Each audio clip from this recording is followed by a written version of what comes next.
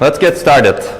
Today we're done with a bunch of things, and we're going to move into another exciting topic in memory, which is in-memory computation. And we're here. We're hopefully going to cover some things about low latency memory because that's really important, I think. But we'll see how much we can cover today and tomorrow. Okay, this is our agenda. This is the bigger agenda we have. We're here, energy and performance, data-centric systems, or memory-centric systems. And remember, we were doing 4 key directions. We've covered a lot about security, reliability, and safety, and I motivated things based on genomics, architectures for genomics, medicine, and health. We're going to talk about energy efficiency today.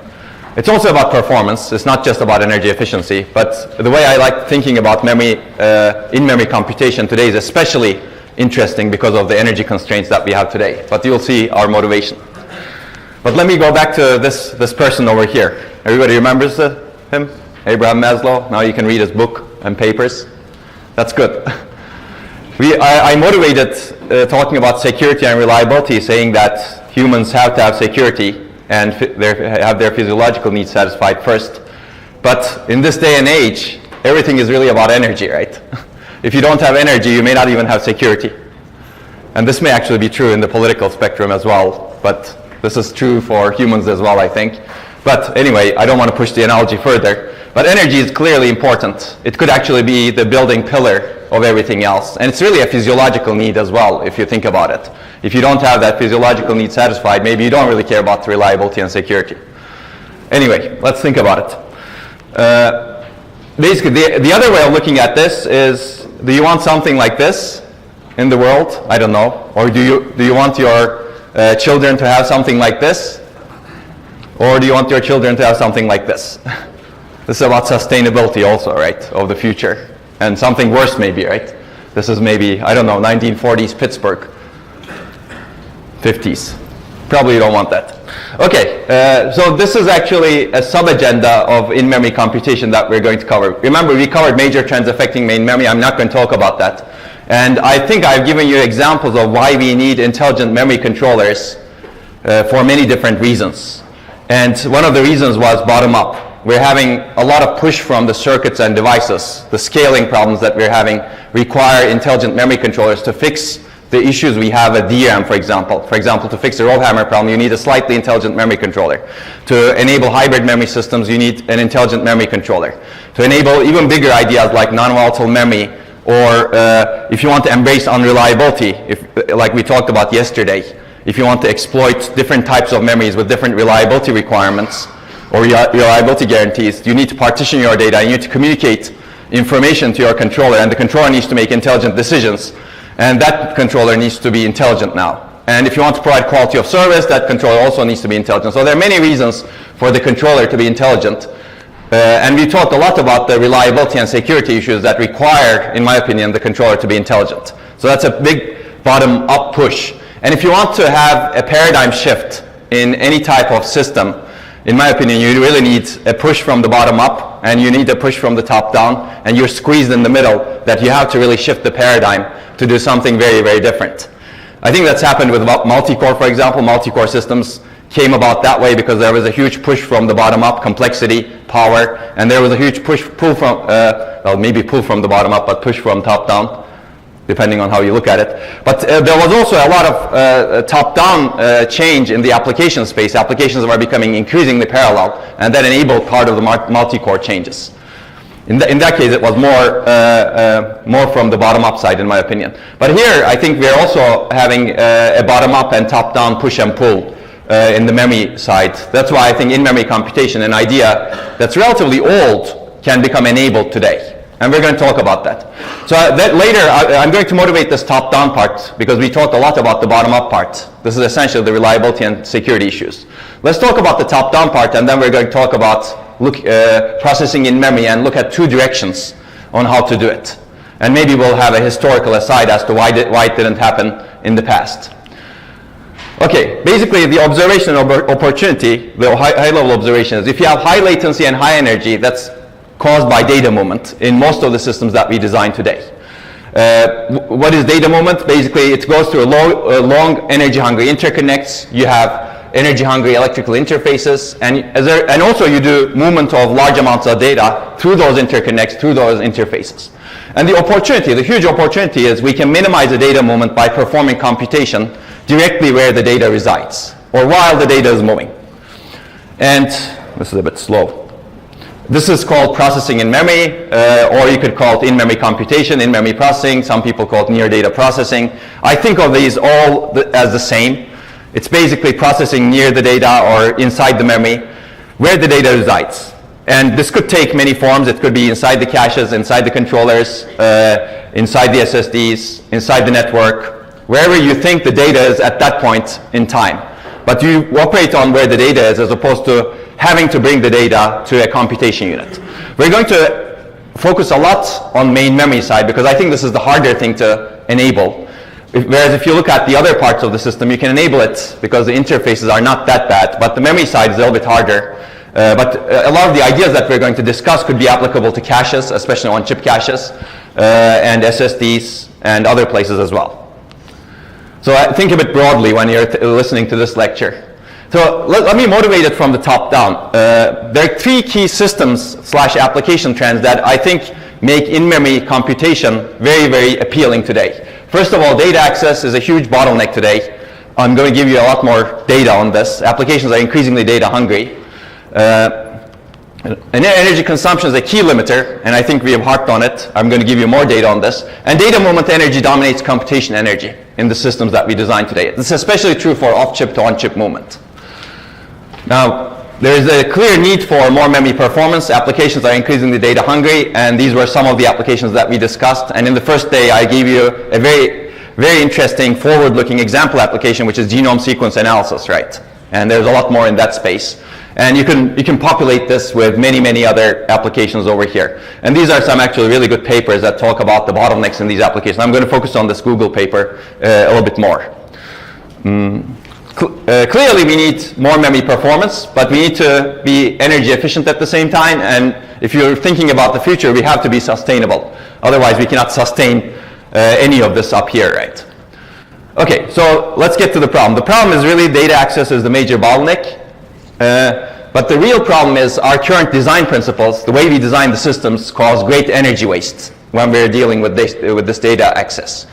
And also great performance loss. I put this in parentheses because we actually try to tackle this performance loss in many, many ways, right? In systems, we do prefetching, caching, build huge hierarchies, and try to tolerate the latency. Add a lot of threads to tolerate the memory latency. GPUs are a great example. To tolerate all that memory latency, they add a lot of threads.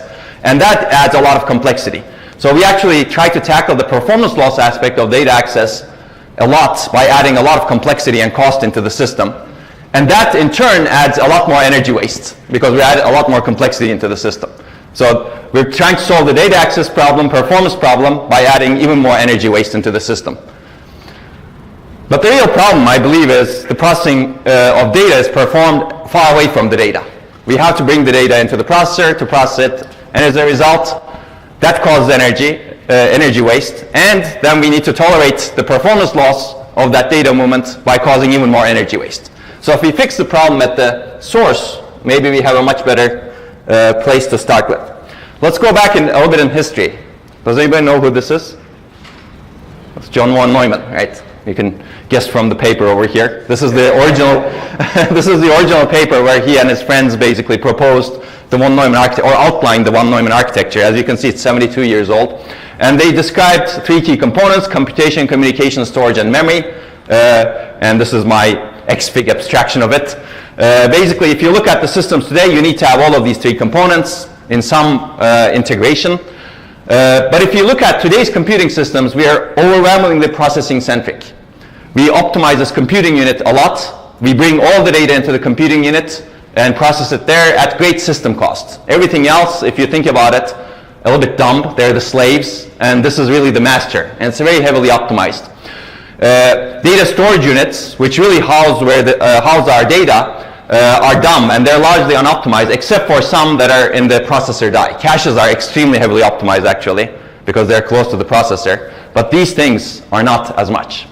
So is that a good design choice? Let's take a look at the consequences of it. Let me give you this one. Does anybody know Dick Seitz? He was the chief alpha architect who designed the alpha architecture a long time ago. I guess a lot of people here are very young. And this is 1996. That was designed in the early 1990s. He designed the Alpha 21264 processor. And he wrote this article in Microprocessor Report saying that we designed this processor such that it could complete 4 instructions every cycle. And we find that it's completing 1 instruction every 4 cycles, which means that it's operating at 1/16th of its peak bandwidth. And the problem is really memory. So this processor was the fastest of its time, actually. It was competing with the Intel processor. It was 500 megahertz when it was introduced. It was the highest speed, as well as it has a lot of instruction parallelism techniques. It was the first 4-byte out-of-order machine that was designed, as far as I know. Yet, it was waiting for memory. Okay, that was 20 years ago, let's say.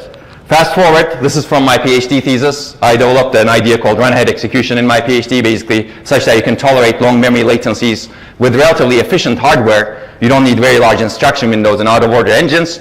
And we did a bunch of studies. This is studies that were done with about 150 workloads that Intel was using to design its processors with at the time. And as you can see, what this shows is the processor is waiting, stalling more than 50% of its time waiting for cache misses. That's about 10 years later than this. Okay, fast forward a little bit more. You can read the paper. This was my first paper, actually. I'm proud of it. You should be proud of your first papers also. Okay, fast forward 10 more years, actually. Yeah, 10 more years. This is ISCA 2015. Unfortunately, you cannot see this very well, but it's in your booklets. Google published a study in 2015 where they looked at essentially all of their data center workloads. Gmail is here, for example, indexing, search, video, ... And they say this is the state-of-the-art processor of its time, Intel Skylake. They say the processor is waiting for memory more than 50% of its time. And if you look at this green part, that's the amount of time the processor spends doing really useful work. It's about 10 to 20%. So you're executing these workloads, only 10 to 20%, you're actually finishing instructions. Most of the rest of the time, you're basically waiting for memory. And they actually do a lot more analysis. This is actually something Partha showed in his keynote also. Basically, more than 50% of the time is spent on caches. Okay. The key question we're going to ask in this lecture is this a good idea? Why have we been doing this for a long time? And this is just a performance perspective. Let's look a little bit more into the downsides of processor-centric design. Basically, we have a grossly imbalanced system, if you think about it. Processing is done only at one place. Everything else just stores and moves data. As a result, data moves a lot into the system. This is energy inefficient. This is low performance, as we can see, because over the course of 30 years, we've designed better and better processors, but they're still waiting for data. They're spending only 10 to 20% of their time doing processing. If you think about it, any kind of system, if you're optimizing it, it becomes much more efficient. Your efficiency should increase close to 100%, right? You should be spending 100% of your time doing useful processing. But today we're doing less and less, we're spending less and less of our processing time doing useful processing. Okay, low performance and also complex. If the system is grossly imbalanced, you have a complexity problem. And as a result, to tolerate the issues, we have an overly complex and bloated processor. This is true for accelerators also. GPUs, for example, add a lot of machinery to tolerate the memory latency, to tolerate data access from memory. You have complex hierarchies and mechanisms. This leads to energy inefficiency, low performance, and complexity. Okay, as a result, you get this picture that I showed you earlier. This picture shows that most of the system is dedicated to storing and moving data, not computation. Let's look at the energy perspective. This was the performance perspective. Energy perspective is even worse, actually. You will argue with every single number in this slide. This is a slide that I borrowed from Bill Daly from his HiPEAC 2015 keynote. Basically, over here, he shows that a 64-bit double precision floating point operation takes about 20 picojoules to complete, whereas a DRAM read or write access about 16 nanojoules. Assuming some technology assumptions, of course. Which means that I'll take the liberty of rounding up the numbers a little bit. A memory access consumes about 1,000x the energy of a complex addition. Now, given this, does it make sense, assuming that you don't have much locality, if you want to add 2 numbers and write the result back and not do anything else with those numbers, does it make sense to do 2 memory accesses to get the numbers into the processor, do the double precision floating point addition, which is one of the more complicated things, and then write the result back with 1 more memory access to memory? So you spend 3 times 1,000x to do a simple addition. I think it makes no sense to build systems this way, especially going forward. Now, it's good to think about this a little bit. This was not the case 70 years ago.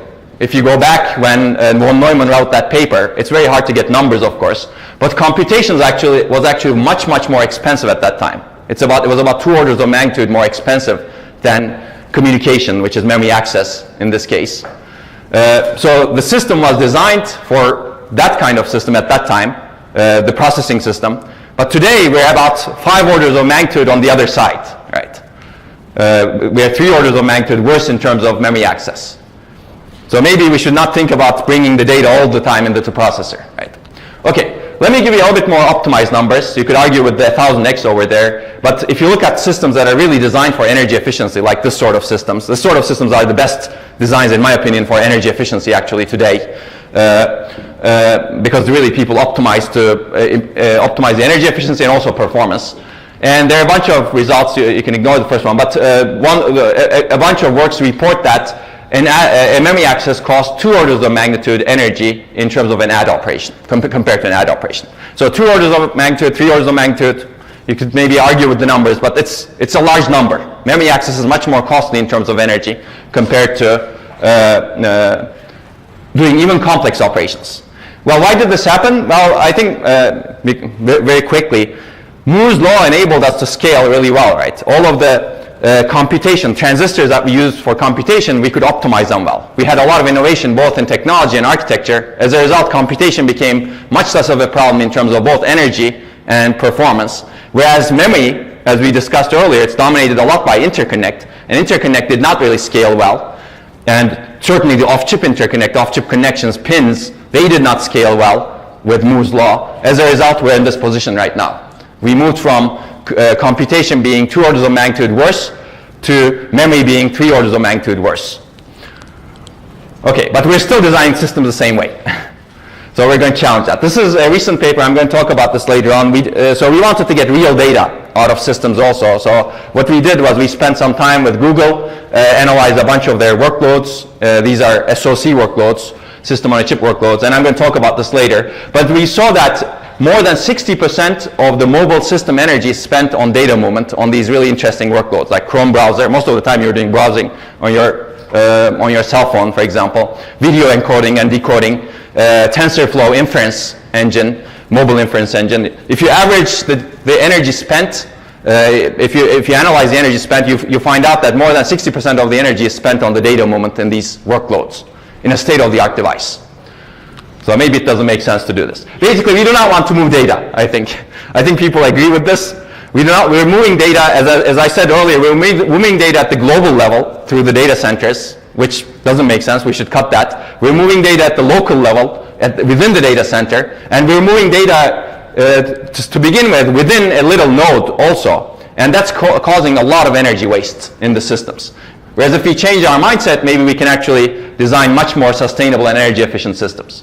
Basically, we need a paradigm shift to enable computation with minimal data movement. Compute where it makes sense, where the data resides. And if the data actually resides in the processor, it makes sense to do it in the processor. If it's in the cache, it makes sense to do it in the caches. If it's in memory, which is where a lot of your data is, maybe it makes sense to do it in memory. If it's in the SSD, it makes sense to do it there. But we have no option today. We have only one option. Today's systems are just processor-centric. We have to move the data to the processor. And when I say processor, it's true for the accelerators also. Accelerator is just an optimized processor from my viewpoint. It's really specialized. You still need to move the data to the accelerator to process it. So we need to make computing architectures more data-centric, essentially. So what does this mean? We're going to focus on the in-memory part of it. One of the goals is to enable processing inside the memory. This means that you store whatever you're really interested in your memory, and most of the time, for example, today, where most of the databases are in-memory databases, so they try not to go to the disk to minimize the data movement and the performance impact of data movement. So we have a lot of memory today where we can store a lot of information, and we'd like to enable the processor to query that information by sending functions, for example, let's say to memory, and memory performs those functions and returns results back. So we need to enable this sort of interface. This sort of interface doesn't exist today. There are many questions, clearly. We're going to tackle some of them, but we're not going to be able to tackle everything clearly in this lecture. How do you design this compute-capable memory and the controllers at low cost? People in the past looked at, oh, you have this memory chip, let's add a complex processor inside that. We're not going to talk about that because I think that's going to be very difficult going forward, because DRAM technology is very different from processor technology, at least the technology we want to build our processors with. DRAM is optimized for capacitor and performance and leakage of the capacitor, whereas processor is optimized for really high performance, right? So we want to have more intelligent solutions to design the compute-capable memory and controllers. How do you design the processor chip and in-memory units? This has similarities over here, because your processor chip thinking, design thinking for the processor chip may change if you're doing computation over there. Maybe this is not the master anymore, everything is a sea of accelerators, and you need to map your computation to the sea of accelerators, where processor, a general purpose processor, is one of the accelerators for general purpose computation. Right. How do you design the software and the hardware interfaces here? I think we're lacking both of the interfaces. If you remember, the DRAM interfaces read, write, refresh, or activate, pre-charge, refresh, ... all those timing things, but we want something more intelligent. How do you design the system software and the languages after this, and algorithms? So this is really something that spans across the stack. That's why it's really exciting also, because it's not easy to do. You really need to build devices, and you need to build algorithms that take advantage of it. And there's a lot of innovation that needs to happen across the stack over here. I'm going to give you some examples of this. We're going to start simple and start complex. We're going to basically jump between these layers today. We're not going to focus on only one. Okay, so let me recap a little bit to this first part. Why do you want to do in-memory computation today? People have examined this idea for a long time. Actually, the first, if you think about the analog computers, there was not too much distinction between memory and compute units over there, because they were actually storing data very close to the compute units. But the first incarnation of in-memory computation idea that I know of within the general purpose domain is from Harold Stone. Harold Stone, before he moved to IBM, he wrote this paper called A Logic in Memory Computer, which was published in 1970 in IEEE Transactions on Computers. That was the earliest. And later, there are many people who looked at this. IRAM project in Berkeley, for example, is one of them. FlexRAM at Illinois. There are really a bunch of things, but it never happened. But today, I think we have a huge push from technology, because DRAM scaling is at jeopardy, as we discussed, and industry is very open to putting controllers close to memory. Hybrid memory cube, we're going to talk about. This is a 3D stacked memory. You have a logic layer controlling the memory layers. This is another example. And Micron actually even experimented with something called automata processing, where they added some deterministic finite automata computations into the row buffer over here, which was very, very limited, but you could do in-memory computation over there in the row buffer. So this is the push from the technology. There's a huge pull from systems and applications also. Basically, this push from technology never really existed in the last 40 years or so, at least in the memory space. This pull from systems and applications also never existed, in my opinion. The data access is a huge bottleneck today. It was never before, not as much. Systems are much more energy limited. We're really pushing the constraints of the energy of these devices. And we're never satisfied, because I always lose energy on this one, and I want more, right? That's why Maslow's hierarchy says, oh, you have to start with that physiological need, and that's energy. And data movement is much more energy hungry than computation today, even when you optimize things. Okay, so given this, this is a good idea to examine, but we need to somehow enable it. So how do we do that? I'm going to talk about two directions. As I said, the direction of putting a processor, general purpose processor chip inside a memory chip is a no-go from the very beginning. Even though people have examined in the past, maybe I think from a technology perspective, a cost perspective, that's not going to happen anytime soon. Unless the technology completely changes, of course. But some other things, some other ideas, I think are worth exploring also. One idea that's really interesting that not many people have explored is this minimally changing of the memory chips. And I'm going to give you context, give you examples of this within the context of DRAM. But this idea is actually applicable to other memory technologies also, SRAM, for example. Actually, the ideas that I'm going to describe are very quickly applicable to SRAM with some little changes. And also, I think they are applicable to emerging memory technologies like non-volatile memory, resistor RAM, phase change memory, STT-M RAM, in different ways. In fact, those technologies enable even more opportunities for in-memory computation. And then we're going to change gears a little bit and talk about 3D stacked memory, this can enable even more general purpose in-memory computation or more sophisticated in-memory computation. Because you can only do so much in the memory chip if you're optimizing for both memory capacity and some amount of computation. So let's start with this first one. The first one, basically, the observation here is that DRAM and many other memory types have great capability to perform bulk data movement and computation internally with very small changes. And ideally, if you don't want to move data, you would like to do the operation inside the memory cell, right?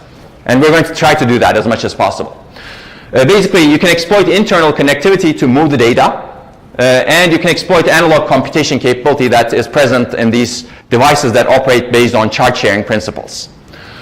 And we're going to look at that. And you can also do other stuff, which I'm not going to talk about. This gather-scatter DRAM, for example, is something that one of my students, Vivek Seshadri, developed. It's basically enabling gathering and scattering of data by changing the DIMM. It doesn't even have modifications to the DRAM chip in this case, but I'm not going to talk about that. But let's talk about something really simple to begin with. And that's really about data movement. I'm going to not even talk about computation. I'm going to cheat a little bit.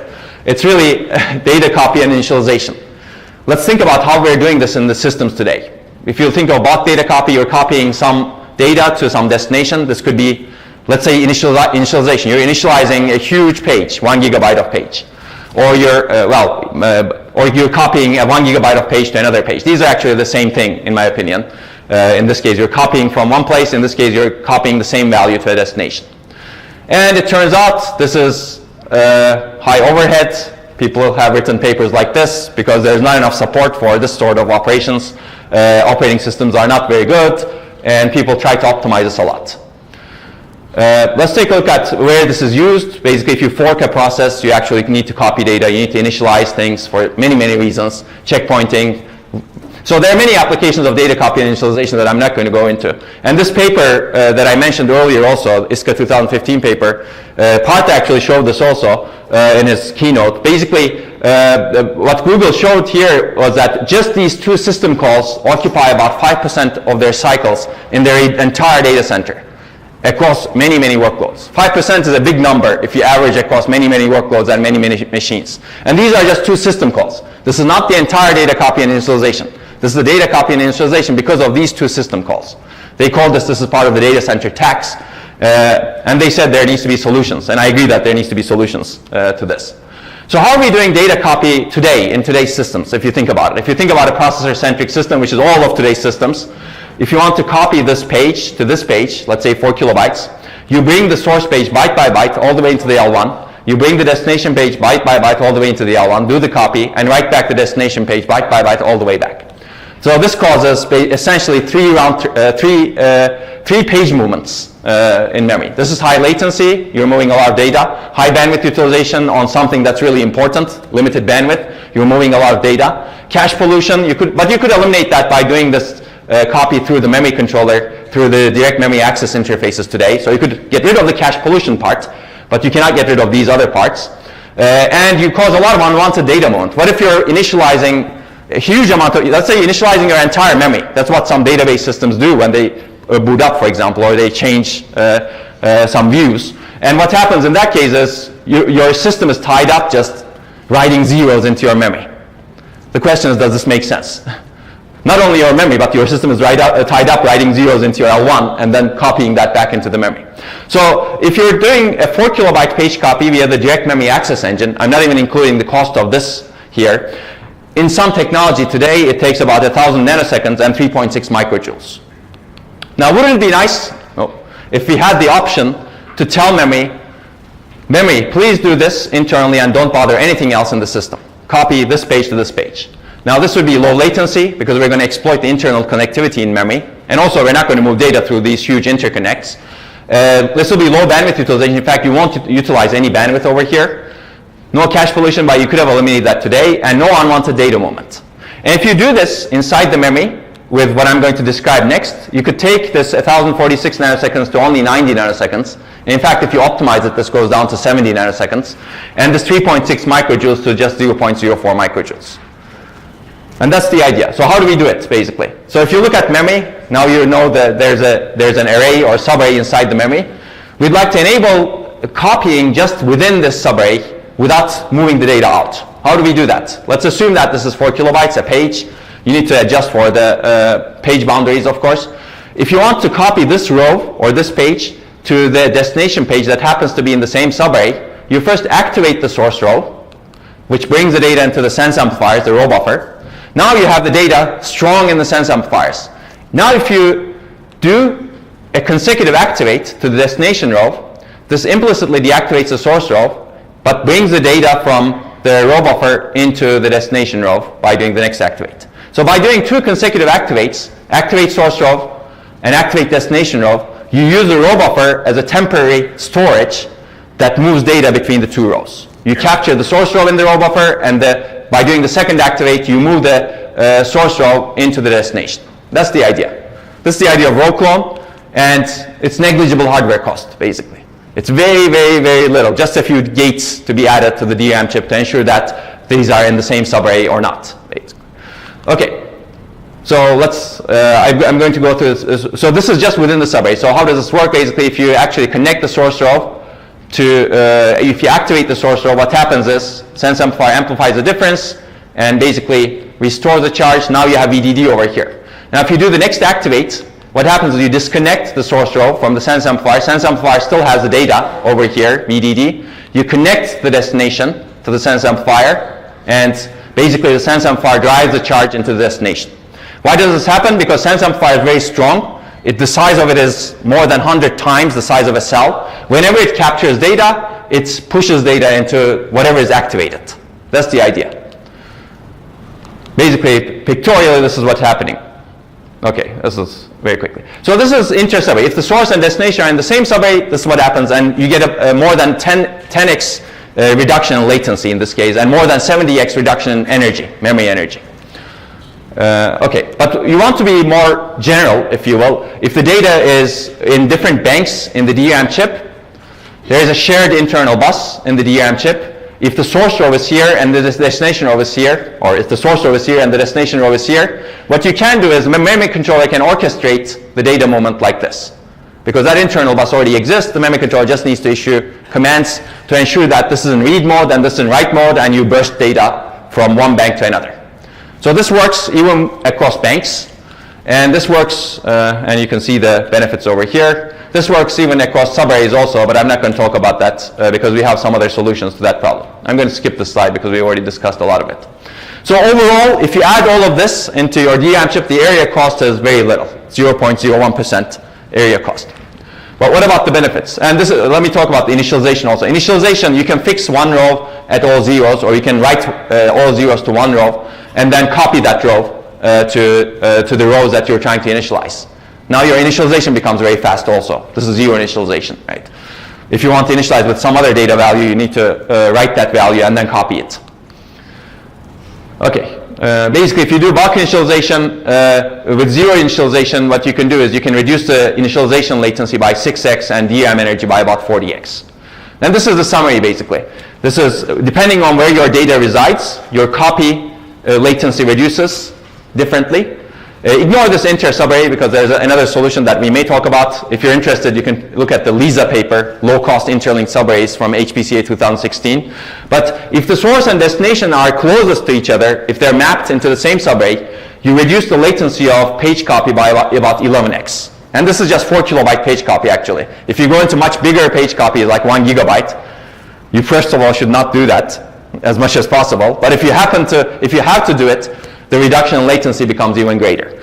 Energy reduction, this is the memory energy, it reduces by 70x if the source and destination are in the same subarray. And even if the source and destination are in different banks because you didn't map your data well, whenever you want to take advantage of something like this, you should map your data really well. Your latency reduction is still close to 2x, and your energy reduction is about 3x. But this points out the fact that whenever you're trying to move data, you should not move data. Right? That's what this says, right? If the source and destination are closer to each other, you gain a lot more. I think of this as peeling an onion, right? Whenever you have an onion, you really have to be close to the center of the onion and never move out of it. Because once you go out of it, you spend a lot more energy out of it. And today we're actually moving the data even farther, right? This is within the DRAM chip. So those are the benefits basically, and the cost is very low. So you can ask, oh, where do we do this initialization and copy? This is actually really interesting because when we first wrote the paper, this got rejected also. The reason was people said, oh, spec workloads don't do copy and initialization. Yeah, that's true, maybe. But there are a lot of other real workloads in the world that do a lot of copy and initialization in the world, because actually people try to avoid the copy as much as possible. If you go to VMware and spend time with them a little bit, you will see that they're really rewriting their software completely almost to get rid of the copies, internal copies. And this complicates the software extremely, so they would prefer to not deal with that sort of software. They would prefer a primitive that says, oh, let's do the copy in memory, so that copies are very, very little cost, and the software is not complicated.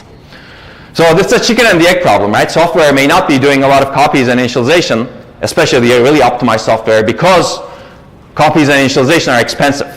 Right? But there are a lot of software actually that's doing copy and initialization, as you can see. You can actually read the paper, compilation, forking, memcached, ... Okay. So what is the benefit on application performance? You get significant performance, especially if you're doing a lot of copy and initialization. You can see that this is about 15%, and this is memory energy reduction. It's not overall energy, it's just memory energy. So you can see that there's significant energy reduction also. But you can read these numbers in the paper, and we have a lot more to talk about, so I'm going to go through this very, very fast. So this actually, even an idea that's as simple as this, require end-to-end system design. You have a DRAM that can do row clone, but you need to communicate occurrence of bulk copy and initialization across the layers somehow. How do you do that? That's a good question. How do you ensure cache coherence if that's important to you? Because when you're actually moving the data inside the memory, it may be cached in your caches. How do you ensure that you have a coherent view of the data? That may or may not be important to you depending on what kind of programmer you are. But I think if you want to generalize this, you need some cache coherence support. How do you maximize the latency and energy savings? You need to map your data such that this within subarray copy is maximized, right? You don't want to copy data across banks. And how do you handle data reuse? If some of the data is reused, can you move it back to the processor, for example, or wherever the data is going to be reused? It could be in the accelerator also, right? So these are actually all very, very interesting problems, and the solutions span across the stack, I think. For example, here you need operating system software mechanisms, and maybe even application mechanisms. Here you need some hardware support, perhaps hardware-software cooperative support, and data reuse, you may want to have some hints. And this is an interface problem. You need to communicate this, and somebody needs to figure out these copy and initialization operations in the application also. Okay, I'm not going to give answers to you for those, but I'll end up with this slide, which basically talks about the energy and performance implications. And you can read the paper for more detail. So this is an idea that's being examined by a bunch of DRAM vendors because it's really, really low cost at the moment. So let me talk about the mentality of it. We've been designing a lot of accelerators on this side of the memory bus, if you will. What is being proposed here essentially is a memory acting like a conventional accelerator, right? It's accelerating bulk copy and bulk initialization operations. It's very good at that, and we want to add specialized compute capability inside here. The difference between this accelerator and all of these accelerators is this has access to huge amounts of data, fast access, energy efficient access, whereas none of these accelerators have fast, energy efficient access to that sort of data. Okay, so similarly, I've given you how to do copy and zero. Similarly, we can support AND, OR, NOT, and majority. I'm going to give you the idea over here. At low cost, using analog computation capability of DRAM. Basically, if you activate multiple rows, that performs computation. I'm going to give you the example. And new memory technologies, I think, enable even more opportunities. I'm not going to talk about these, but all of these new memory technologies can potentially have computation capability built into them. And one of the good things about the new memory technology space is these memory technologies, how you design them is not set yet. So there could be a lot of changes that could be done inside the memory over here. And the real reason this could be, these can enable even more opportunities is that they're non-volatile, right? In DRAM, fundamentally, you have to move the data. Because whenever you access a cell, you're destroying the cell. You have to move it somewhere else, sense amplifiers at least, buffer it, and then move it back. Whereas in new memory technologies, whenever you access a cell, you're not destroying the cell. It stays there. You don't have to move it. You can operate on it directly. That's the big difference. So fundamentally, these can be much more energy efficient in terms of doing computation near the data. But DRAM and SRAM are not too bad also, and flash. So let's take a look at how you can do AND and OR inside the DRAM without adding any logic. The idea is very simple.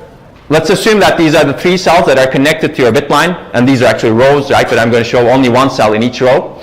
If you have the primitive to activate 3 rows at the same time, apply high voltage, this is what you get. Well, what you get is, in an ideal circuit, you get charge sharing. What does that mean? Oh, this is going really fast.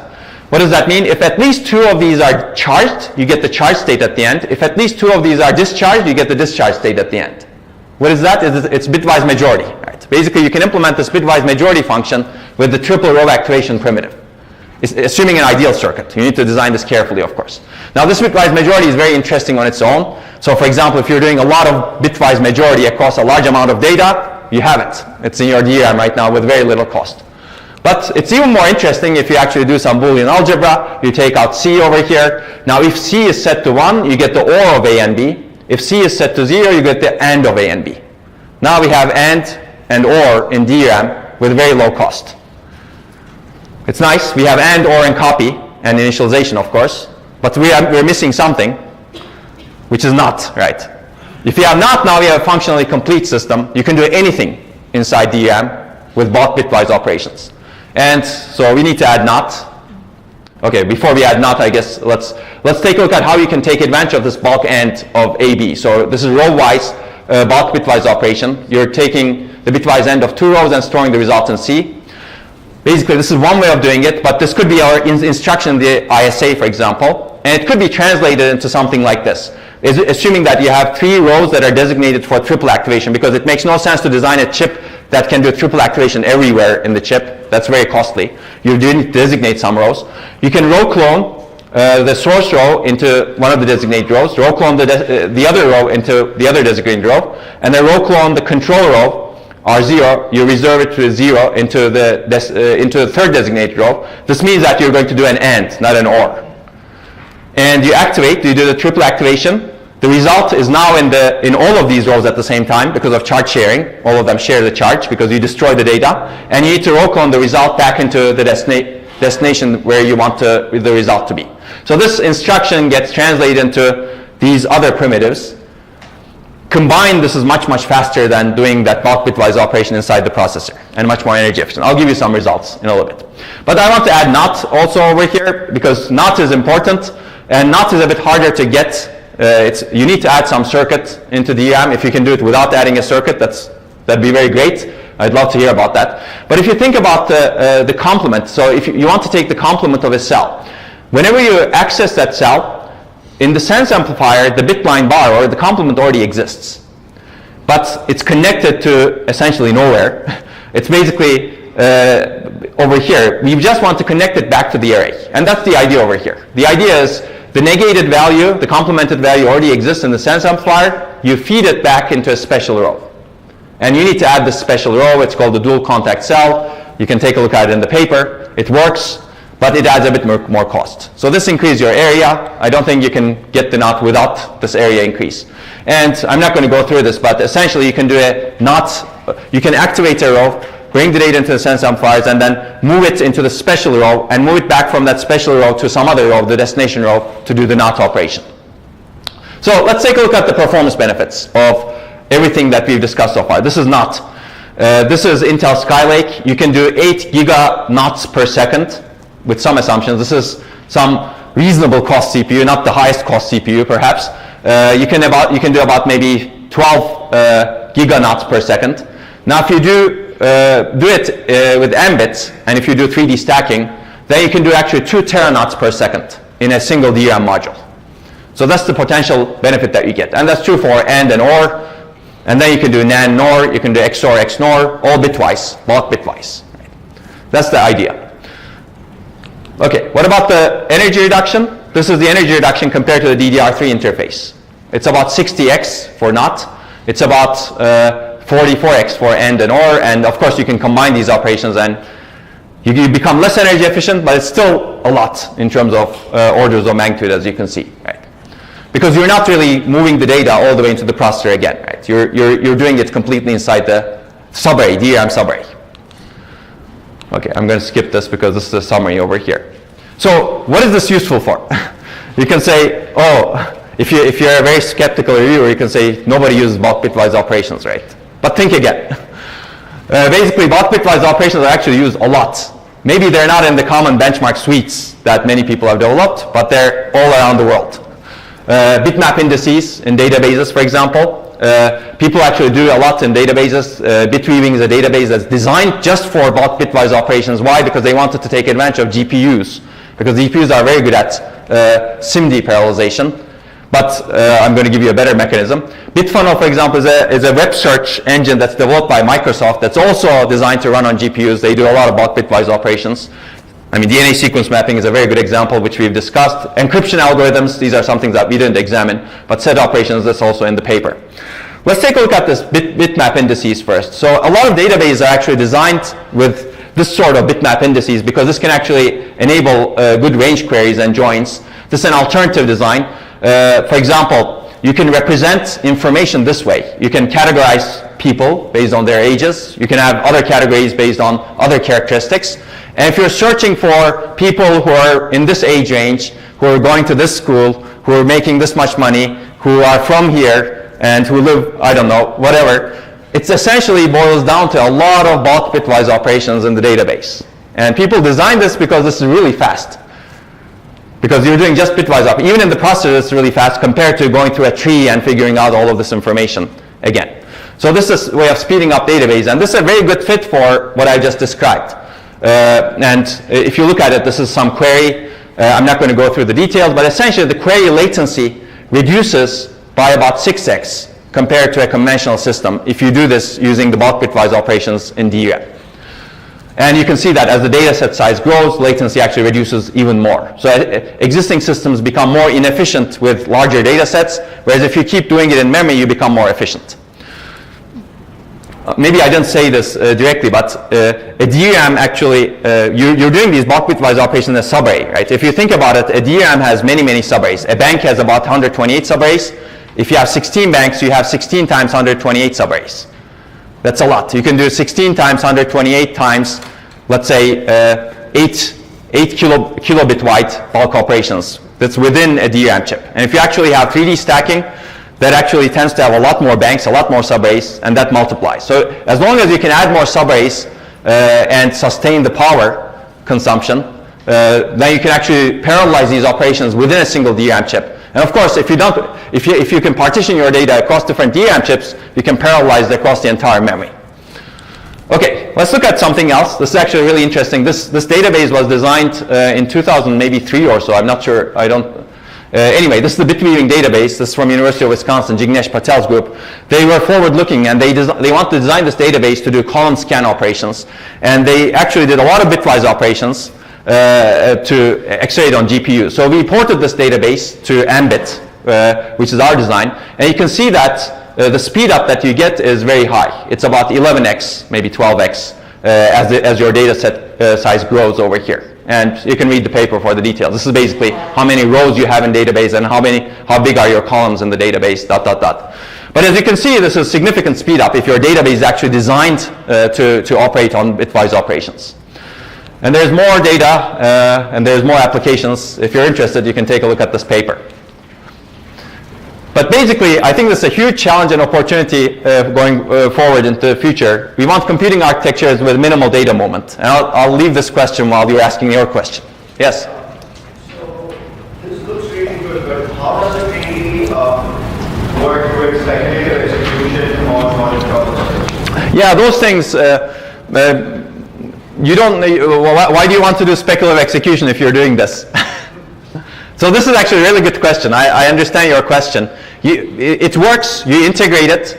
So if you need to make sure that you write your program because this is a huge vector-wise operation, right? And you need to ensure that it's integrated with the processor. But if you actually, I think the bigger question is, if you actually have a system like this, what is the role of speculative execution in that system, in that application? I think that may actually open up new opportunities. Yes, yeah. So this triple activation, right? So we need three specialized rows within every subarray or bank. That's right. Within the subarrays that support it, yes. So doesn't this make the complexity of memory controller a little bit? Yeah, sure. Certainly, all of these increase the memory controller complexity. It needs to be more intelligent. So every bank, every subarray has to have have those three Exactly, yes. rows basically. Exactly. Overcloning and addition. Exactly, yes. I have two questions, but you already Sure. mentioned the first one, like why do people use people don't do a lot of bulk operations, but you said that they are good. Okay. And the second one is that like for this to work, don't you think that data needs to perfectly align with the server? Is if they are not aligned? Yeah, absolutely. I mean, those questions all exist in in-memory computation. That's true for other in-memory computation types also. Not just these bulk operations, actually. You need to align your data such that you can ensure that you operate on it in a nice way. But that's true for a lot of accelerators today. In your GPUs, for example, you need to ensure your data is aligned nicely to ensure that you can operate well on it. Yes? Thinking about applications, and if you're looking at internet, it's about moving data. Yes. Independently of if you're like looking at Netflix or listening to Spotify, how could this help to reduce power consumption in that sense? Well, if you can localize your data movement, you can actually minimize the data movement inside a node. But if you're doing data movement across the nodes, then this doesn't help, yes. I think you need to first minimize the data movement that you do across the nodes. Okay. Yeah. How does it help to do that? I mean if you were looking at a movie, you have to move it. So it doesn't really, you can't move it inside the memory because... That's right. So there are some I think there are some workloads where you have to move the data, perhaps. This doesn't help, yes. But maybe there's something else that needs to be invented for them. I'm not sure. Yeah, but what type of energy consuming activities is it that you're looking at here? I mean, you're looking at the technology, but you also probably in the background have an idea about what type of applications. You've got some examples, but could you... Maybe we can take this offline because I want to understand your question really well. Okay, one last question and then I'll move on. Yes. If your bulk memory is on chip, do these kind of optimizations still make sense? Say it again? If your bulk memory is on chip, do these kind of optimizations? If your what memory is on chip? The large memory. Okay. It's still on, if it's on chip for your design. Do these kind of optimizations still make sense that you, because the energy differences? Yeah, sure. I think there are papers that actually show that you can do very similar optimizations. You can do very similar bulk bitwise operations in the caches. And if you do it in the caches, you can again gain energy. But yeah, the benefits are lower, of course. That's right, yes. The memory access energy is much higher than the cache access energy. That's true, but you still get a lot of improvement. Yeah. Okay, let me move on. I think there are a lot of questions over here that's to be raised because remember, this is really changing the paradigm in the end, and there will be a lot of questions. Whenever you change a paradigm shift, you have to have a lot of questions. And if you're really interested about paradigm shifts, I don't know how many of you know about Thomas Kuhn's The Structure of Scientific Revolutions book. Anybody read it?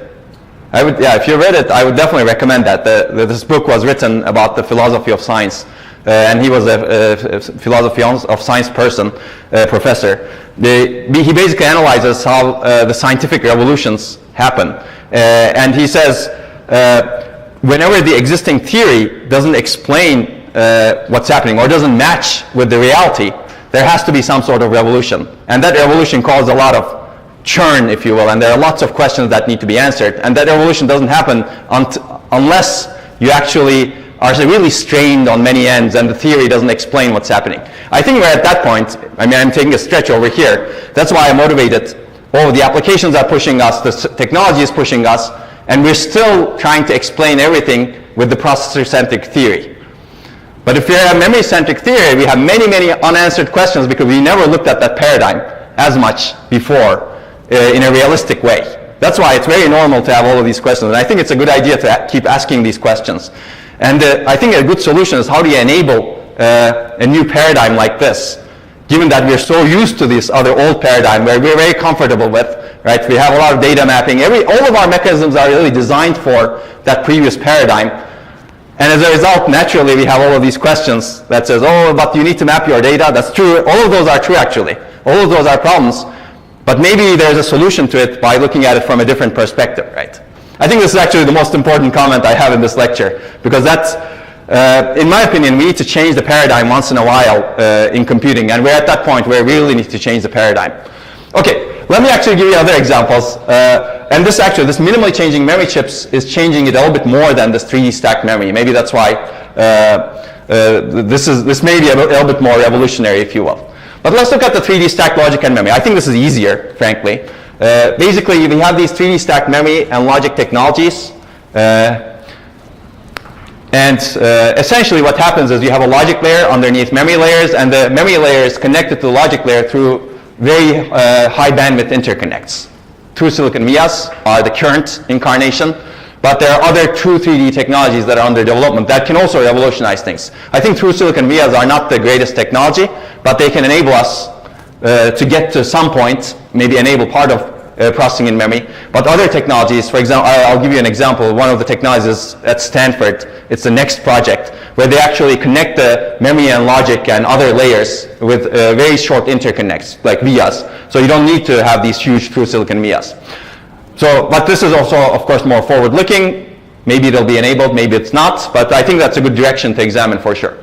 So if you look at the DRAM landscape, even around 2015, a lot of the DRAM was 3D stacked. Today we have high bandwidth memory. It's not used exactly as 3D stacked. It's used as 2.5D stack, but there's no reason why it cannot be 3D stacked. This is already in existing systems. And there's going to be more, I think. Okay, there are two key questions, I think, in 3D stack processing in memory. One is, how can we accelerate important applications if we use 3D stacked memory as a coarse-grained accelerator? I'm going to cover this. This changes the entire system. Whenever you're examining again, a paradigm shift, I think it's good to always ask the question, what is the maximal thing you can do, and what is the minimal thing you can do? That kind of gives you the boundaries, and you can do many, many things in between, perhaps. So we're going to talk about what is the maximal thing you can do first, and what is the minimal processing and memory support you can provide without changing the system significantly. This is really important also because this can enable you to have a path of adoption to that maximal thing, right?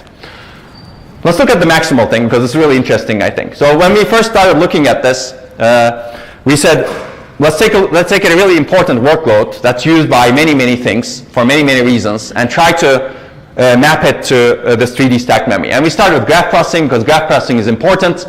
Clearly it's everywhere here, but it's also in genomics, for example. People are representing things as graphs.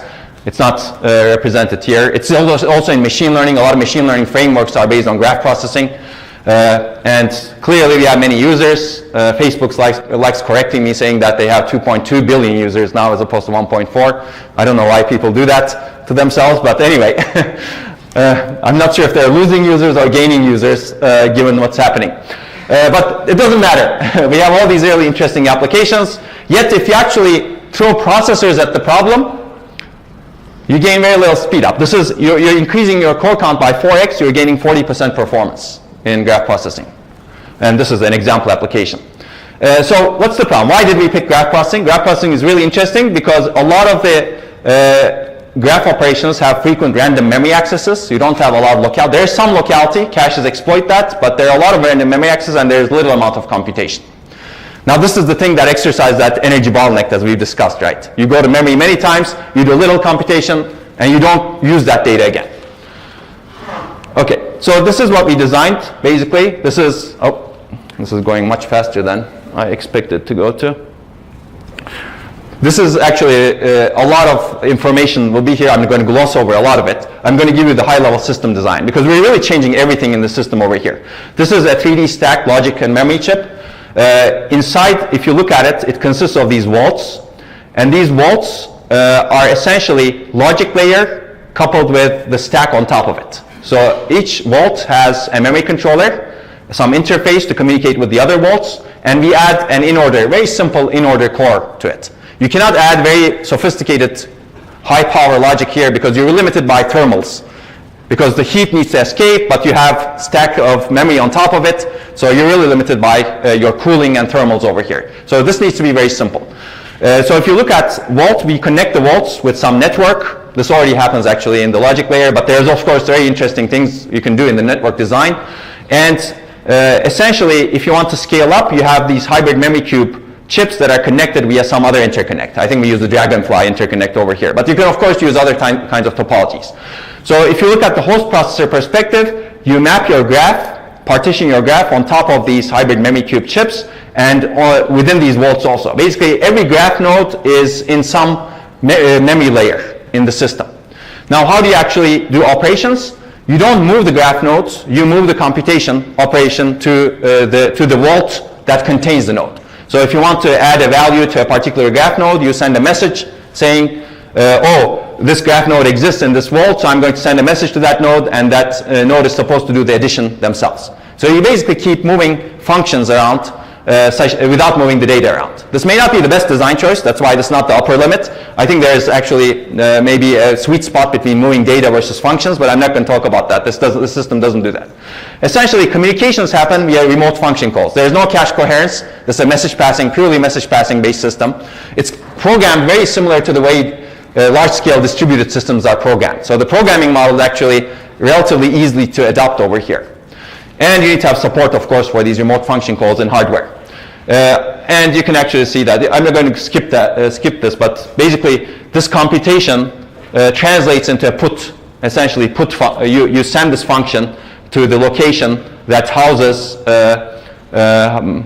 this rank. Houses this next rank, sorry. And basically you have these non-blocking remote function calls, and you need to synchronize once in a while to ensure that all of your function calls are done in memory before you move on to the next step in the program.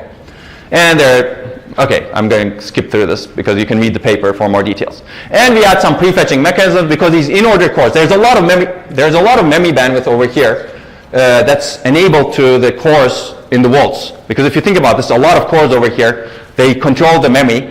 And if you put little in-order cores over there, they don't saturate the memory bandwidth. So we add some prefetching mechanisms, and there are some interesting prefetching mechanisms like message-triggered prefetching. Whenever you get a message, you send some prefetches based on that message. But you can read the paper for more detail. But let me give you some results to motivate. These are the systems that we evaluated. This is a conventional DDR3-based system, 100 gigabytes per second. Memory bandwidth for the 32 out-of-order cores. This is hybrid memory cube 3D stacked system, but it has only 600 gigabytes per second for the 32 cores. This is a system with 512 in-order cores for fair comparison, and this is our system with 512 in-order cores also. But this looks different because you don't have the processor-memory dichotomy, if you will. Here, processor and memory are coupled. As a result, you get 8 terabytes per second exposed to those 512 cores. Okay, what's the benefit? This is averaged across 5 graph processing algorithms, 5 interesting ones. It turns out basically with prefetching, you get about 14x performance improvement compared to the DDR3 based system, which is pretty good, but we changed the entire system, right? I don't believe this is the maximum you can get. I believe there's a lot more you can get on top of this. I don't know what's the maximum, frankly. I expect it to be 50 to 60x maybe. And remember, these are actually full applications. This is the full application. It's not just some operations in the application. So where are the benefits coming from? Existing systems have little memory bandwidth. As we add memory bandwidth, we can exploit it more. Out of the 8 terabytes per second, we can exploit 2.9 terabytes per second. That's part of where the benefits are coming from. But part of the other benefits are coming from the programming model. The two figures are not to compare, actually. If you read the paper, you'll see that half of the benefit is coming from enabling higher bandwidth, and half of the other benefit is coming from the programming model. So everything else we do to change the system to take advantage of that memory bandwidth. More analysis to be done. So what is the energy impact? Remember, I motivated a lot of things based on energy. Energy is important, and clearly we get significant energy reduction also. And here we ignore the out-of-order cores energy because they're really expensive and not optimized. So we're not putting the out-of-order cores, whereas we're taking into account in-order cores over here. Okay, so let's talk about the advantages and disadvantages of this very quickly. This is specialized graph processing, but it's actually not so specialized. You could actually do other things with this also. You could use this as a machine learning accelerator. I think there's no question you cannot do, no reason why you cannot do that. As long as you can partition your problem such that you can do it with message passing, and that fits this architecture, you can do it. And clearly you get large system performance and energy benefits, and you take advantage of 3D stacking for an important workload. But clearly with every other idea, there are disadvantages. You change a lot in the system. There's a new programming model. Although if you're doing distributed systems programming, this is not a new programming model for you. And there's some specialized cores. And there's cost, and scalability is limited by off-chip links or graph partitioning. So if you need to ensure that your communication across different hybrid memory cube chips is not a lot. And that turns out to be not an easy problem. You can read the paper for more analysis over here. And this is the paper that I would definitely recommend. I covered a lot, and this paper actually covers a lot, but there's no way I can treat everything that we have in the paper over here. And later we've actually looked at as I said, we wanted to look at some other workloads. This actually looks at Google workloads. I'm going to cover it very quickly also. Basically, what we did was we wanted to examine more traditional 3D stacked systems while keeping the cache coherence, but not changing the entire system fully. And what do you want to look at in this case? They're consumer devices, right? They're everywhere, and battery is important. And there are some popular workloads that people use. I don't use them because I don't have an Android phone, but if you have an Android phone, I assume you use them. And some of it is integrated, some of it you don't see. For example, this TensorFlow Mobile is used for many applications, and clearly you know the others, I assume. So we basically looked at the energy cost of data movement in the system, and it turns out the first observation in the paper is that more than 60% of the total system energy is spent on data movement. And this is real workloads, real analysis. You can take a look at it. The paper is very detailed. I'm going to give you an overview of it. So potential solutions move computation close to data. The challenges, in this case, the big challenge is very limited area and energy budget. In these devices, you're actually much more constrained than the graph processing system that I described earlier. Although you could put the graph processing system in here as well, but you need to be careful. Okay, so basically we've examined, we found that a significant fraction of the data movement often comes from simple functions. And if you can offload those functions inside memory, you gain significant benefits. So this is function level offloading. We don't change the programming model as we did with Tesseract. We just figure out which functions are important. The programmer needs to do that. In this case, the programmer was my student, Amir Ali. And he did carefully this, and you offload the functions either to the small embedded low power core in the logic layer, or a specialized accelerator, which turns out to be even more efficient, or a sea of accelerators. And if you do that, actually, we found out that on these real systems, you gain significant performance and energy reductions, 50%, which is not like the 14x, as you can see, but this is about 2x, which is not bad also, without changing a whole lot from the system. And if you want to learn more, you can take a look at this paper. This is one of the papers that I linked from the slides as well as the web page. Okay. So what else can we do? I'm going to give you a really quick overview. Basically, we've been looking at systems like this. This is the main GPU, and you have these 3D stacked logic layers. This is a non-uniform memory access GPU. This is what's happening in the GPU space. It's moving into non-uniform memory access like this. And you have, if you have 3D stacked memory, you could put simple GPUs over here to do the computation very close to the data. And if you do that, actually, you get significant performance benefits. Maybe we'll cover this paper, maybe we won't, but this is something that you can look at in the GPU space. This is something we did with NVIDIA. And there are other things, you can take a look at it, or you can ask Advait, who's the other lecturer who worked with us on this one. Okay. And you can actually accelerate other things. This is actually a harder thing to accelerate, linked data structures. You could push linked data structure traversal into specialized accelerators inside the logic layer, and you gain significant performance improvements. This is actually really hard. This is a place where we're actually reducing the latency of the linked data structure, pointer chasing, and you get significant performance. I'm not going to talk about this again, we don't have time. And we looked at also doing this in the memory controller. But let me go into this part over here. What is the minimal processing memory support that we can add? I'm going to spend a little bit more time, and then maybe we're going to leave a little bit late today because I want to finish this topic, if you don't mind, and I'd be happy to take questions during the break. Let's take a look at this. So our goal here was to develop mechanisms to get the most out of near data or 3D stacked memory in-memory processing with minimal cost, minimal changes to the system, and no changes to the programming model. You basically still have single thread execution, and we want to add instructions that can enable processing close to the data. And there are two key ideas over here. The first one, expose a PIM operation as cache coherent virtually addressed host processor instruction that operates only on a single cache block. This is called a PIM enabled instruction. So you get this instruction, let's say PIM add. The processor decides whether to execute in the core or caches or the memory controller. And if it ships to the memory controller, it operates only within the granularity of a cache block. You cannot have a larger granularity, because if you have a larger granularity, now you run into all kinds of problems with cache coherence, because now you have multiple cache blocks that you touch, and you run into problems with virtual memory also. Because if you have a single cache block, you've already translated the address, and you have the physical address, you don't need to do any more translations, right? That's the beauty of this. That's why this is simple. This is an example operation. PIM add, for example, is translated to this PIM add. And this could be a programming intrinsic that you use, that you expose to the programmer that they can program it. So this is no changes to the sequential execution model, no changes to virtual memory, minimal changes to cache coherence, because when you're operating on the memory side, you need to ensure that nobody else changes that data. You need to lock the data, basically. That's the minimal change that you need to do to cache coherence. And there's no need for data mapping also. This is something that we briefly talked about. Data mapping is important, but in this case, each PIM-enabled instruction is restricted to a single memory module. Of course, this comes with a restriction, right? The restriction ensures that there is no need for data mapping. And also the second key idea is you dynamically decide where to execute a PIM-enabled instruction based on simple locality characteristics and hardware predictors. Because sometimes you want to keep it in the processor, sometimes you want to execute it in memory. You don't always want to execute it in memory. That's the idea. Let me go through this relatively quickly again. So essentially, we're trying to optimize for this. This is one example.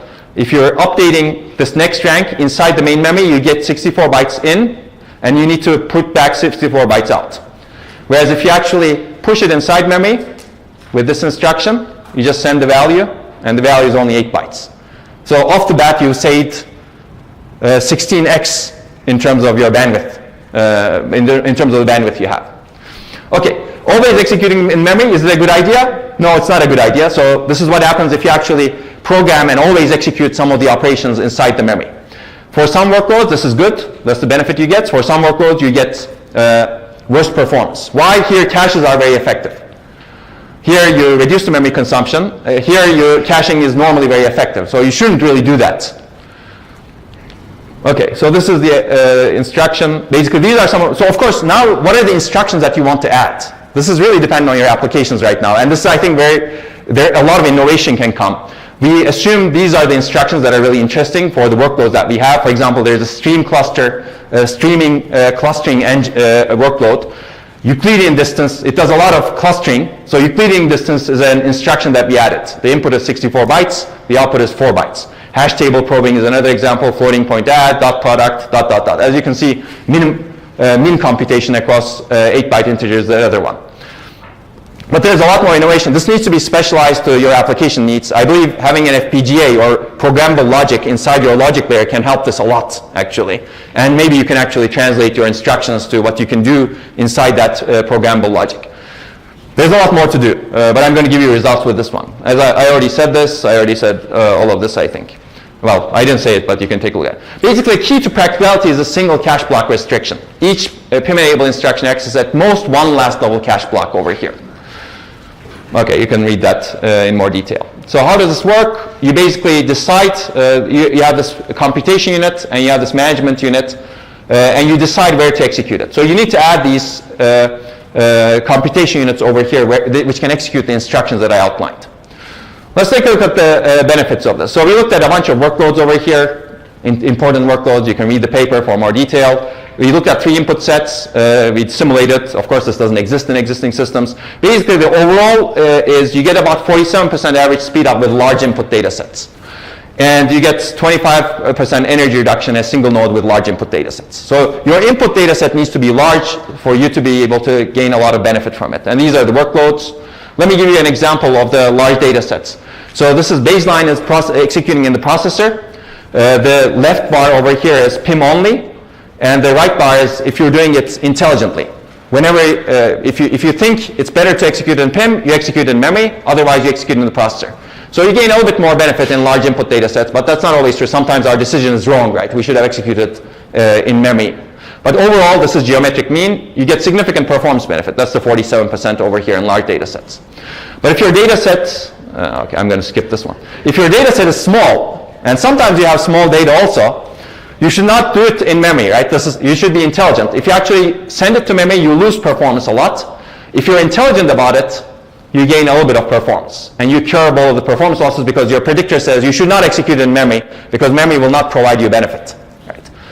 So you need to have an intelligent decision mechanism to be able to execute things at the right place.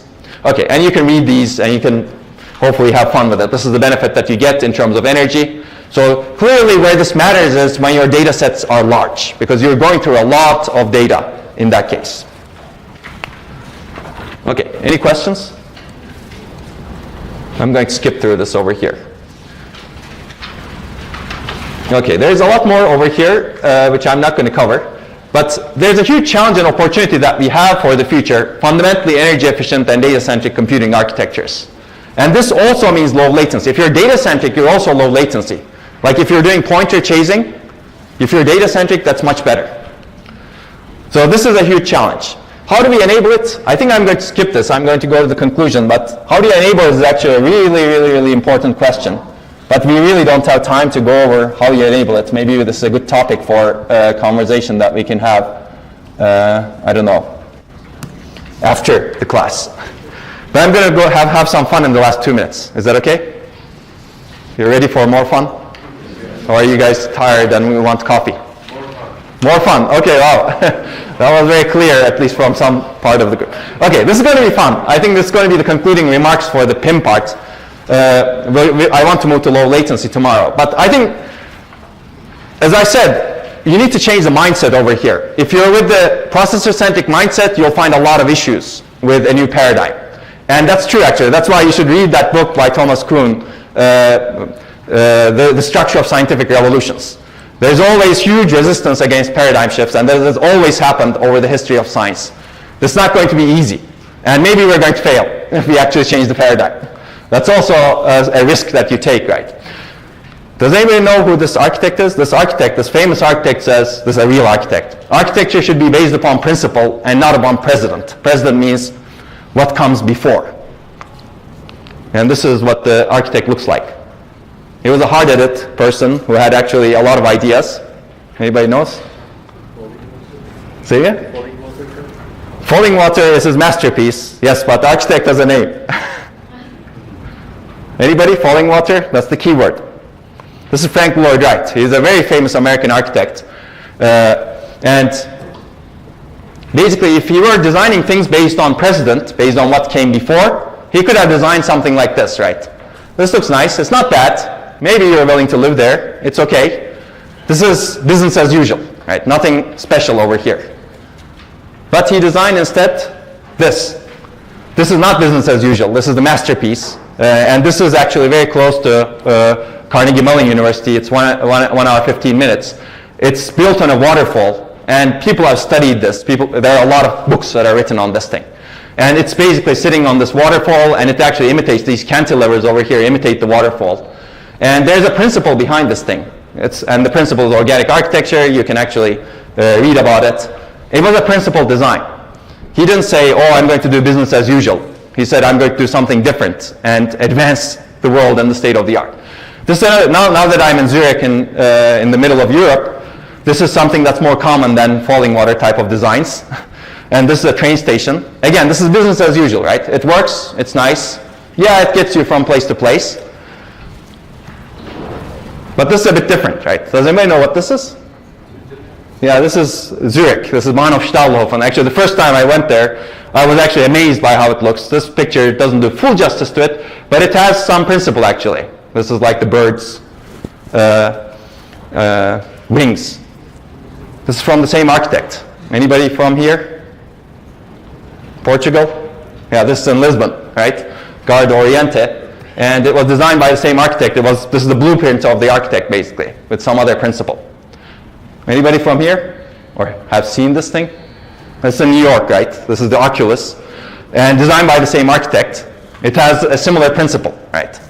And the architect is Calatrava. Yeah, anybody from Spain would know him probably. Even though Spain is not doing well in World Cup, they're doing well in architecture, apparently. Yeah, but basically he's actually an ETH alumnus also. But he has a principle as well. Basically, these people design things based on principles. And I think it's always good to question what kind of principles we have in designing systems that we have. Clearly, one principle that I can outline in existing systems is processor centricity. And that's a very strong principle that has enabled our designs, enabled good programmability, enabled a lot of progress. But that is business as usual now. Maybe the principle needs to change. Do we have the overarching principle for computing? I don't know. This is something good to think about. Maybe our overarching principles currently, as we exercise them, go against what our principles should be, right? Because if you look at a computing system like Brain, it's probably not operating very similarly to how we are designing our systems. I'm not suggesting everything should operate like the Brain. It doesn't have to.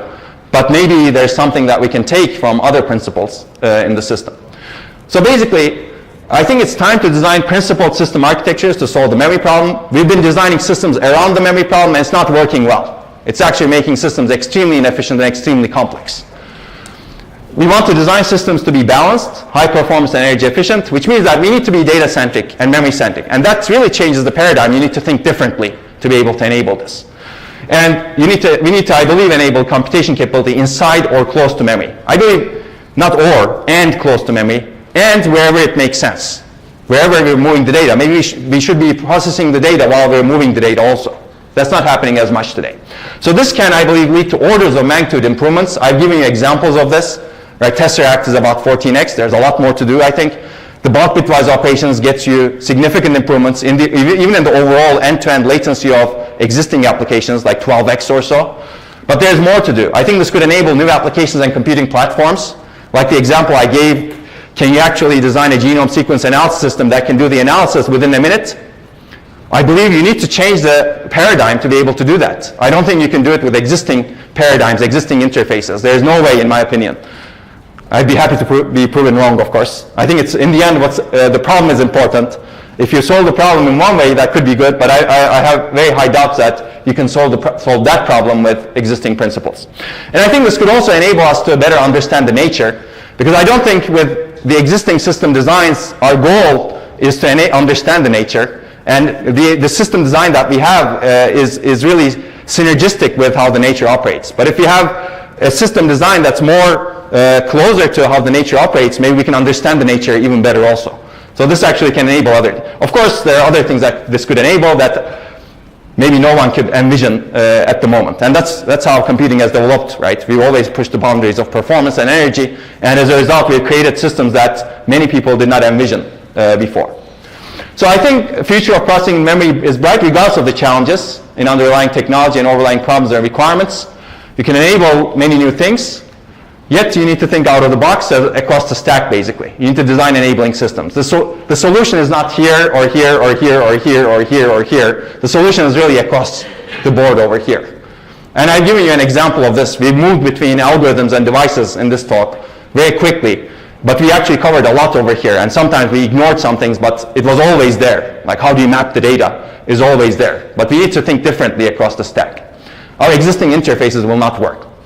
Okay, if you're in doubt, this is my last slide. If you're in doubt, we've done it before. If you think about what has enabled, what was the biggest electronic advance that has revolutionized our lives, maybe in the last 20 years, what would you say? I'm picking electronics, not applications.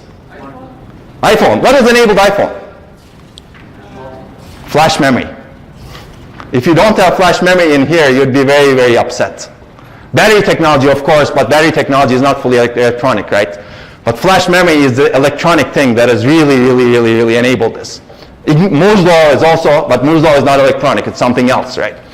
It's really flash memory. And we've done it before. This flash memory was a very doubtful emerging technology in the 1980s. In the 1980s, I have colleagues in the United States, they were writing proposals to NSF saying, oh, I want to improve garbage collection in flash memory because it's going to be a really important technology, and they would get rejected saying, who cares about this technology? Right? Today, garbage collection is an necessary component, and people have optimized those garbage collection algorithms a lot. So clearly, this wasn't easy, but we enabled something like flash memory over the course of 20 years or so. And what I described is not going to be easy. It's going to take a lot more because the flash memory did not change the paradigm. It was a technology that had to fit within the existing paradigm somehow, but it revolutionized a lot of things. If you change the paradigm, you'll revolutionize a lot more, I think, but you need to somehow enable the adoption of it also. And this paper describes some of the challenges. Anyway, I'm already out of time. I think Kuhn wants to kick me out of here, so this is probably a good time to stop. I'll take questions afterwards, but that's it. Is there a burning question? One burning question? Yes? In the year of 1997, there was IRAM, just called Yes. Intelligent IRAM, and integrates processor and DRAM in the same. Yeah.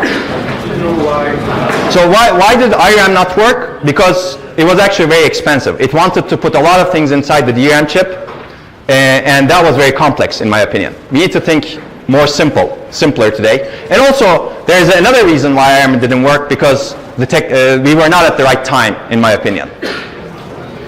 Basically, we didn't have this push from applications and pull from technology, or whatever, pull-push, yeah. We weren't basically squeezed in the middle.